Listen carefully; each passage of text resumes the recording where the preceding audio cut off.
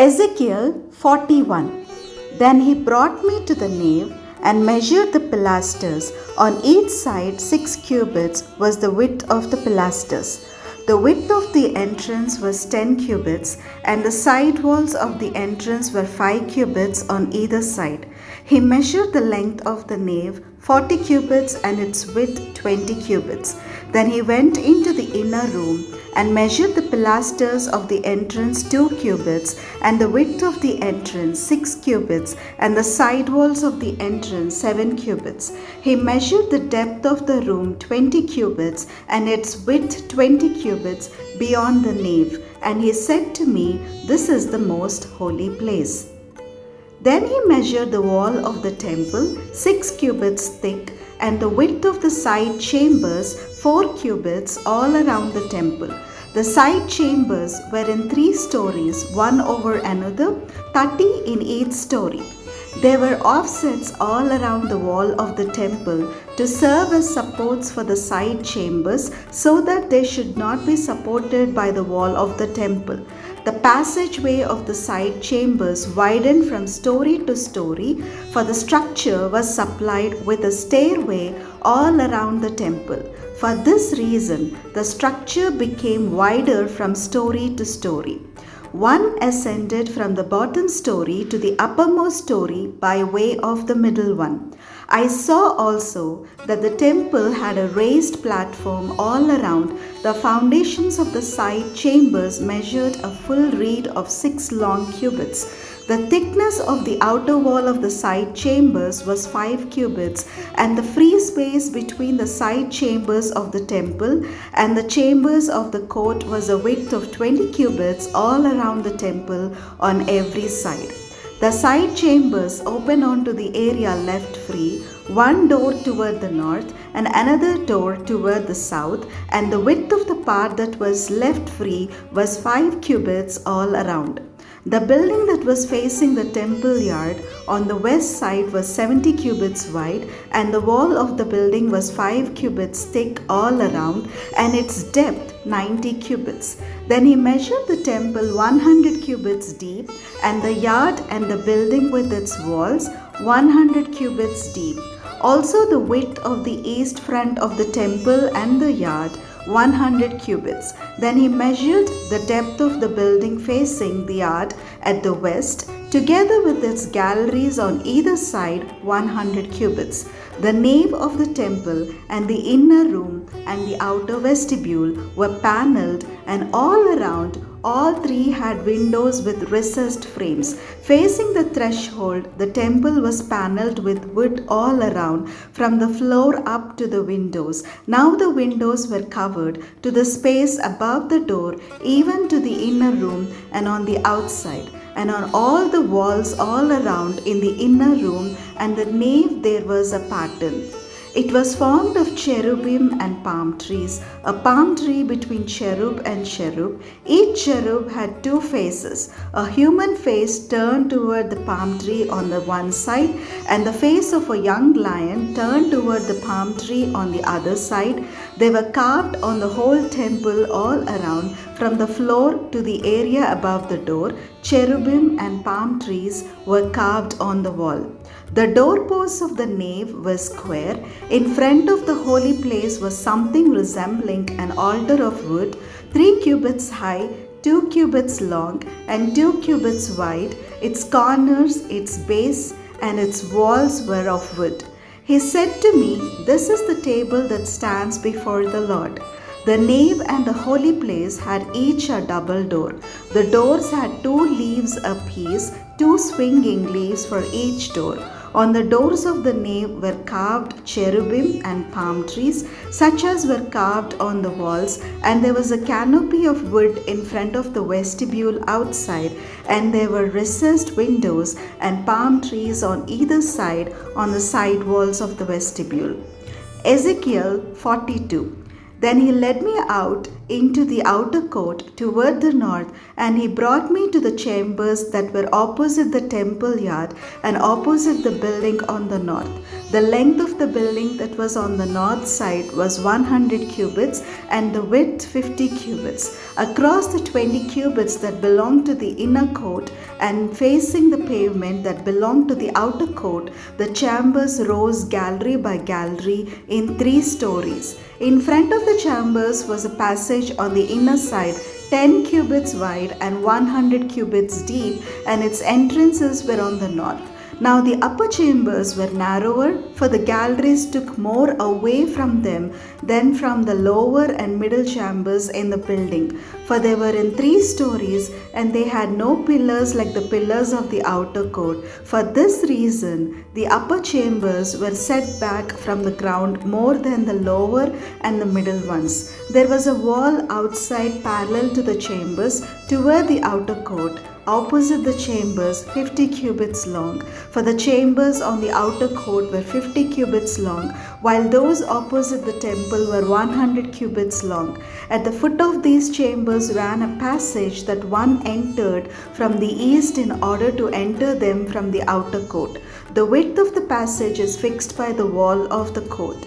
On the south also, opposite the vacant area and opposite the building, there were chambers with a passage in front of them. They were similar to the chambers in the north, of the same length and width, with the same exits and arrangements and doors. So the entrances of the chambers to the south were entered through the entrance at the head of the corresponding passage from the east along the matching wall. Then he said to me, "The north chambers and the south chambers opposite the vacant area are the holy chambers, where the priests who approach the Lord shall eat the most holy offerings. There they shall deposit the most holy offerings, the grain offering, the sin offering, and the guilt offering, for the place is holy. When the priests enter the holy place, they shall not go out of it into the outer court without laying there the vestments in which they minister, for these are holy. They shall put on other garments before they go near to the area open to the people." When he had finished measuring the interior of the temple area, he led me out by the gate that faces east and measured the temple area all around. He measured the east side with the measuring reed, 500 cubits by the measuring reed. Then he turned and measured the north side, 500 cubits by the measuring reed. Then he turned and measured the south side, 500 cubits by the measuring reed. Then he turned to the west side and measured 500 cubits by the measuring reed. He measured it on the 4 sides. It had a wall around it, 500 cubits long and 500 cubits wide, to make a separation between the holy and the common. Ezekiel 43. Then he brought me to the gate facing east. And there was the glory of the God of Israel was coming from the east. The sound was like the sound of mighty waters, and the earth shone with his glory. The vision I saw was like the vision that I had seen when he came to destroy the city, and like the vision that I had seen by the river Chebar, and I fell upon my face. As the glory of the Lord entered the temple by the gate facing east, the Spirit lifted me up and brought me into the inner court, and the glory of the Lord filled the temple. While the man was standing beside me, I heard someone speaking to me out of the temple. He said to me, "Mortal, this is the place of my throne and the place for the soles of my feet, where I will reside among the people of Israel forever. The house of Israel shall no more defile my holy name, neither they nor their kings by their warring and by the corpses of their kings at their death. When they place their threshold by my threshold and their doorpost beside my doorpost, with only a wall between me and them, they were defiling my holy name by their abominations that they committed. Therefore I have consumed them in my anger. Now let them put away their idolatry and the corpses of their kings far from me, and I will reside among them forever.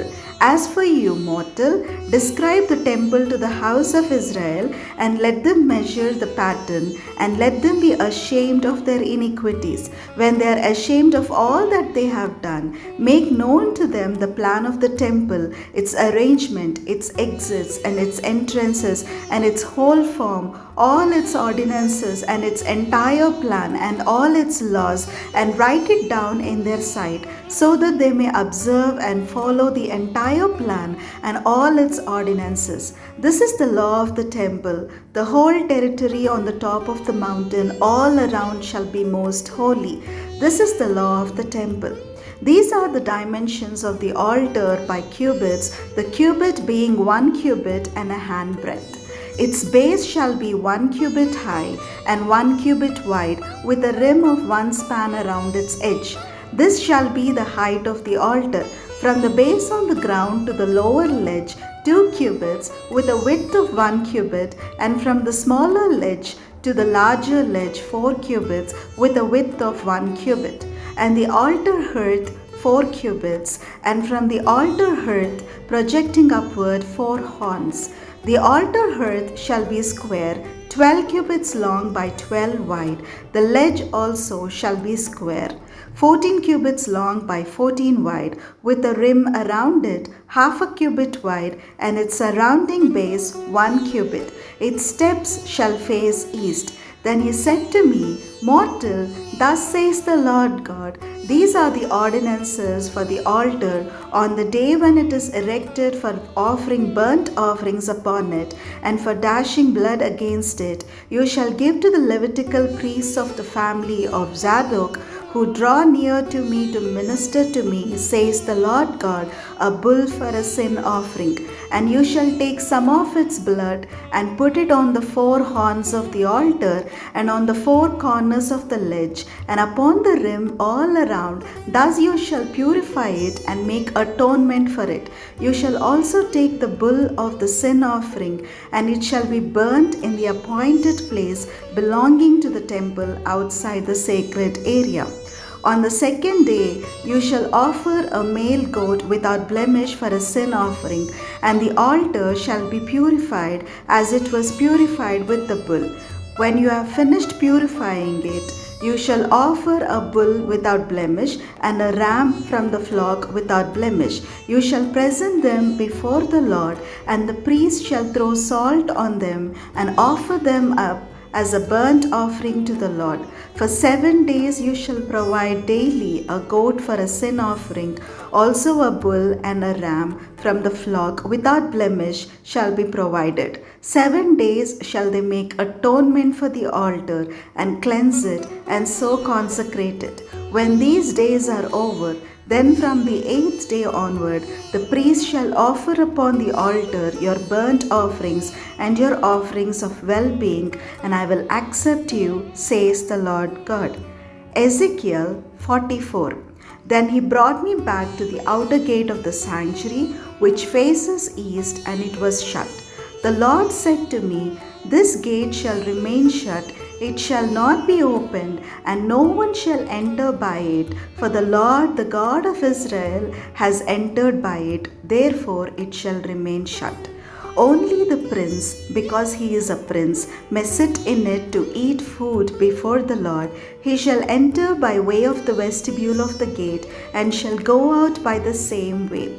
Then he brought me by way of the north gate to the front of the temple, and I looked, and lo, the glory of the Lord filled the temple of the Lord, and I fell upon my face. The Lord said to me, Mortal, mark well, look closely, and listen attentively to all that I shall tell you concerning all the ordinances of the temple of the Lord, and all its laws, and mark well those who may be admitted to the temple, and all those who are to be excluded from the sanctuary. Say to the rebellious house, to the house of Israel, Thus says the Lord God, O house of Israel, let there be an end to all your abominations in admitting foreigners uncircumcised in heart and flesh to be in my sanctuary. profaning my temple when you offer to me my food, the fat and the blood. You have broken my covenant with all your abominations, and you have not kept charge of my sacred offerings, but you have appointed foreigners to act for you in keeping my charge in my sanctuary. Thus says the Lord God, no foreigner, uncircumcised in heart and flesh, of all the foreigners who are among the people of Israel, shall enter my sanctuary. But the Levites who went far from me, going astray from me after their idols, when Israel went astray, shall bear their punishment.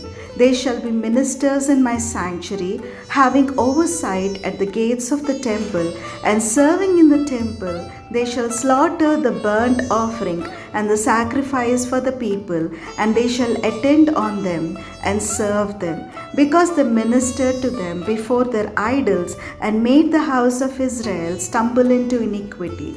Therefore I have sown concerning them, says the Lord God, that they shall bear their punishment. They shall not come near to me to serve me as priest, nor come near any of my sacred offerings, the things that are most sacred, but they shall bear their shame and the consequences of the abominations that they have committed. Yet I will appoint them to keep charge of the temple, to do all its chores, all that is to be done in it. But the Levitical priests, the descendants of Zadok, who kept the charge of my sanctuary, when the people of Israel went astray from me, shall come near to me to minister to me, and they shall attend me to offer me the fat and the blood, says the Lord God. It is they who shall enter my sanctuary. It is they who shall approach my table to minister to me, and they shall keep my charge. When they enter the gates of the inner court, they shall wear linen vestments. They shall have nothing of wool on them, while they minister at the gates of the inner court and within. They shall have linen turbans on their heads, and linen undergarments on their loins. They shall not bind themselves with anything that causes sweat. When they go out into the outer court to the people, they shall remove the vestments in which they have been ministering, and lay them in the holy chambers, and they shall put on other garments, so that they may not communicate holiness to the people with their vestments. They shall not shave their heads, or their locks grow long. They shall only trim the hair of their heads. No priest shall drink wine when he enters the inner court. They shall not marry a widow or a divorced woman, but only a virgin of the stock of the house of Israel, or a widow who is the widow of a priest. They shall teach my people the difference between the holy and the common, and show them how to distinguish between the unclean and the clean. In a controversy, they shall act as judges, and they shall decide it according to my judgments. They shall keep my laws and my statutes regarding all my appointed festivals, and they shall keep my Sabbaths holy.